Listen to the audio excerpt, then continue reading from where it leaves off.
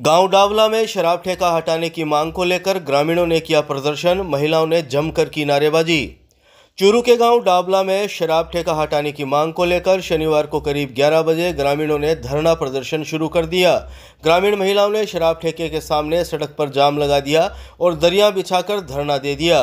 गांव की सुमित्रा प्रजापति ने बताया कि शराब ठेके पर पूरे दिन और देर रात तक शराबियों का जमावड़ा रहता है। खेतों में आने जाने का यही मुख्य रास्ता भी है। शराब ठेके के पास से गुजरने वाली लड़कियों और महिलाओं पर शराबी लोग फफ्तियां कसते हैं। उन्होंने बताया कि इसके अलावा डाबला रोड पर भी एक दुकान में अवैध रूप से शराब बेची जाती है। सुमित्रा प्रजापति ने बताया कि गत रात शराब ठेके के पास 28 वर्षीय एक युवक का मर्डर भी कर दिया गया था। इसके बाद भी जिला प्रशासन इस ओर कोई ध्यान नहीं दे रहा। अगर समय रहते प्रशासन ने शराब ठेके को बंद नहीं करवाया तो ग्रामीण अनशन पर बैठकर प्रदर्शन करेंगे। इधर प्रदर्शन की सूचना मिलने पर डीएसपी सुनील कुमार झाझड़िया मौके पर पहुंचे, जहां उन्होंने ग्रामीणों से समझाइश की।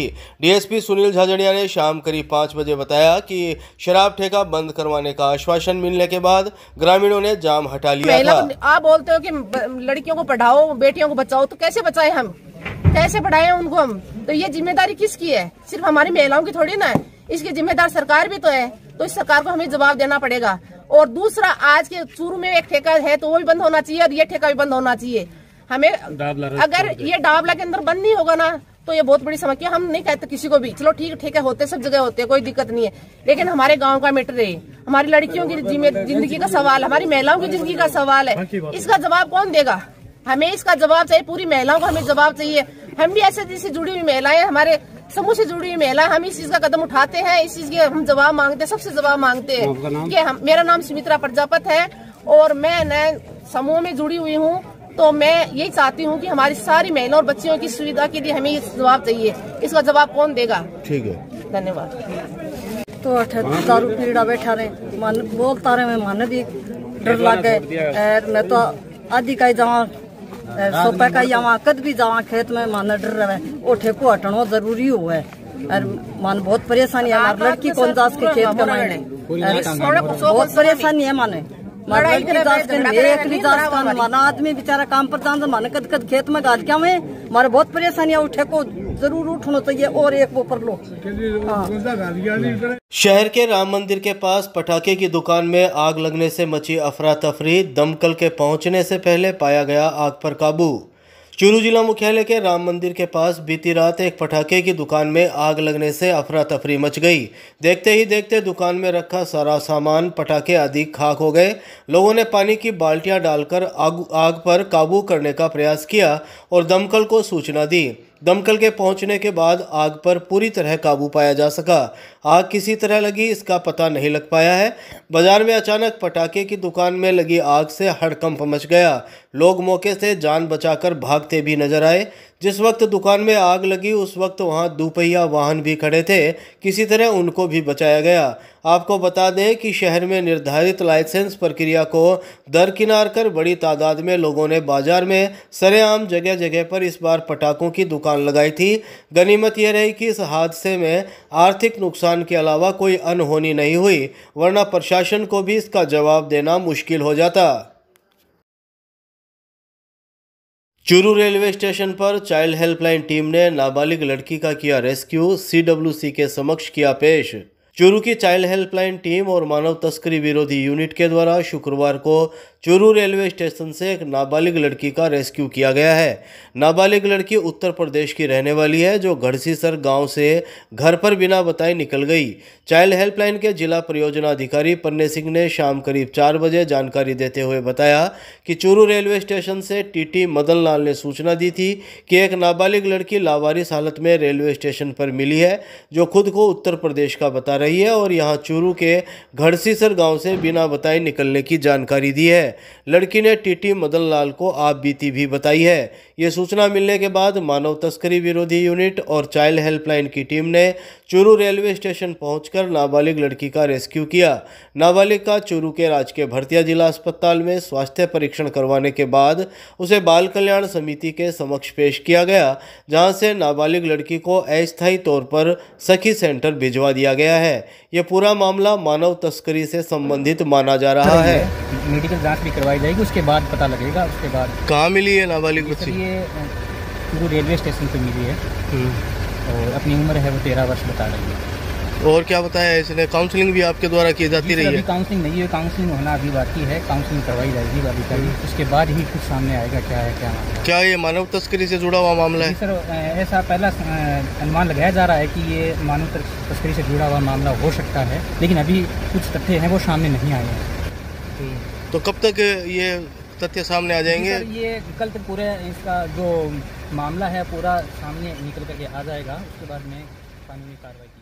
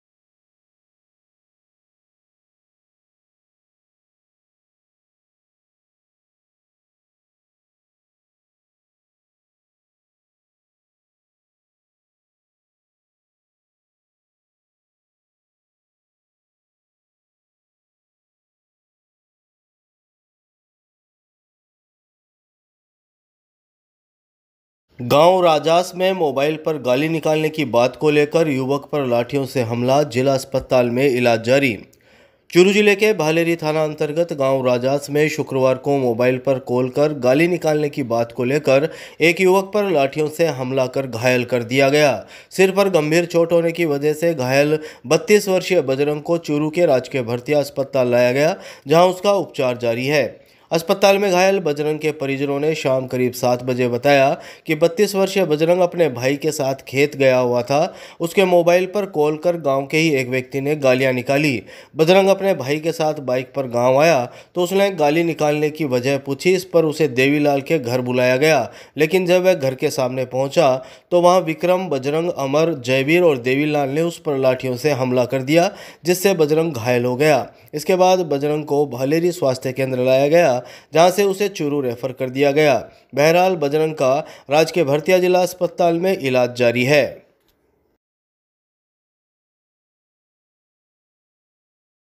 डाबला रोड पर गाड़ी किराए की रंजिश को लेकर 28 वर्षीय एबीवीपी पूर्व नगर मंत्री की पीट कर हत्या, 2 नामजद के खिलाफ सदर थाने में मुकदमा दर्ज।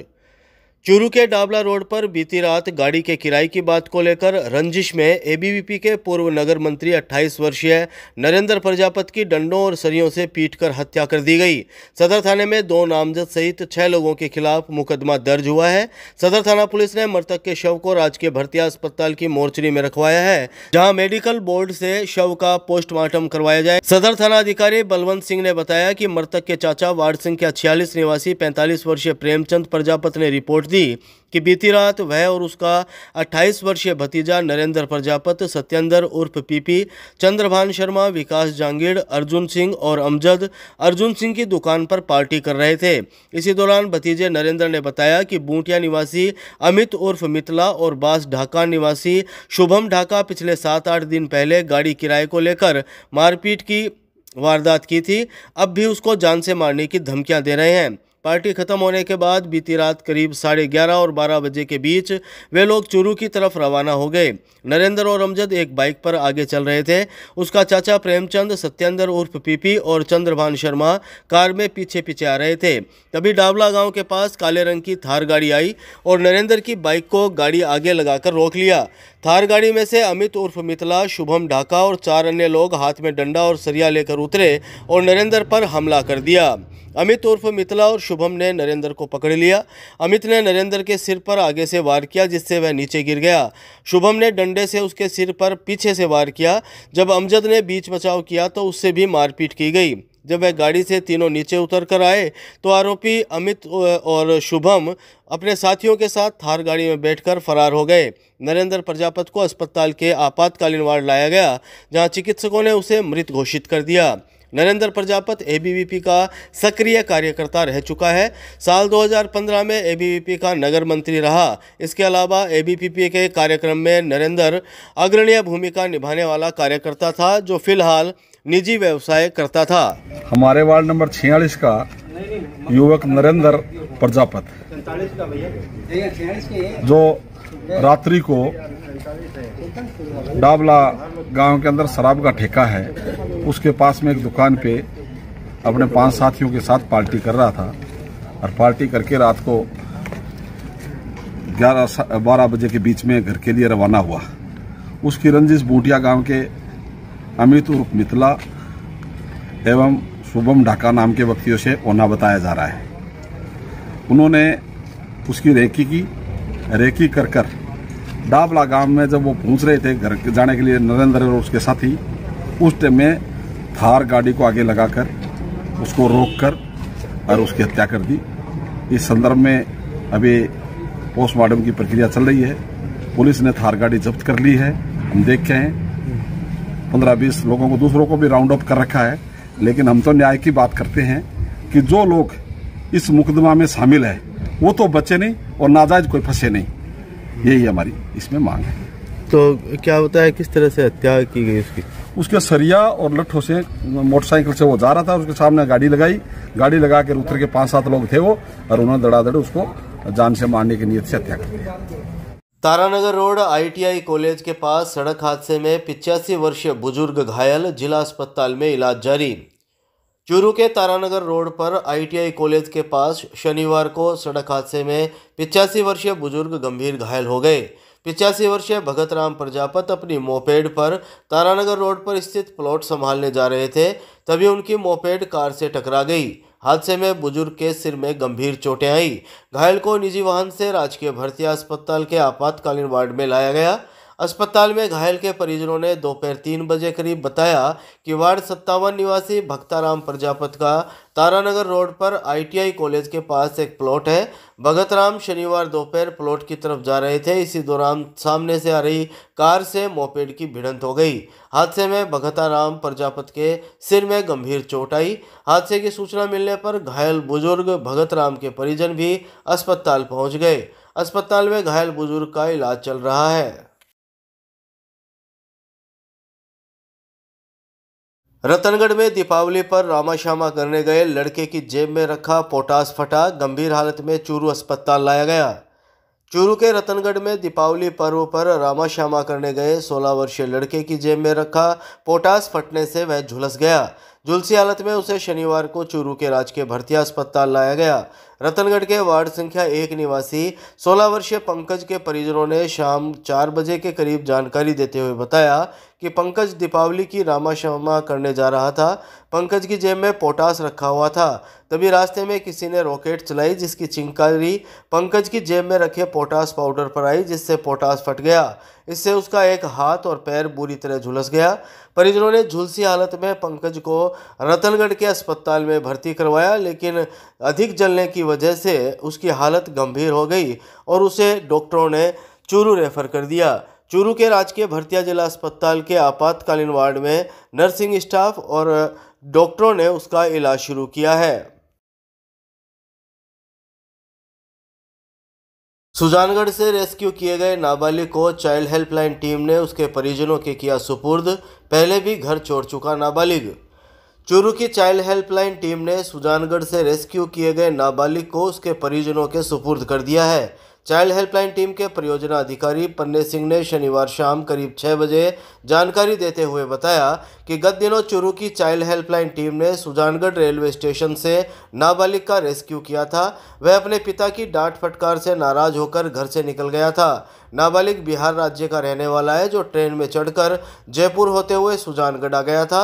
अब उसके परिजनों का पता लगने के बाद उन्हें सूचना दी गई, जिसके बाद उसके पिता चूरू पहुंचे। नाबालिग के पिता ने बताया कि पहले भी उसका बेटा घर छोड़कर निकल चुका है। 3 दिन पहले एक नाबालिग बालक को सुजानगढ़ रेलवे स्टेशन से रेस्क्यू किया गया था और रेस्क्यू करने के बाद बालक को संप्रेषण गृह में प्रवेश दिलाया गया था और उसके बाद बालक के परिजनों का पता लगाया गया और बालक के परिजन यहाँ पहुँचे और बालक को सकुशल चाइल्ड हेल्पलाइन के द्वारा सुपुर्द कर दिया गया। और बालक है वो पहले भी 3 से 4 बार घर से निकल चुका है, ऐसा बालक के परिजनों द्वारा बताया गया है।